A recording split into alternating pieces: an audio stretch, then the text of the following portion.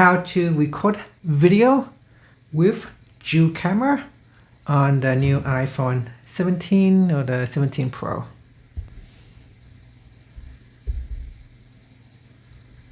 On the home screen, open up the camera app. Then make sure you select video at the bottom here. Then tap on the more button. And make sure you select dual capture. I'll zoom out now. And with this other windows, the front camera, you can also move them around as well. And then just tap on the record button to start the recording. Okay, so now it is recording. And if I press on the stop button and if I play the videos,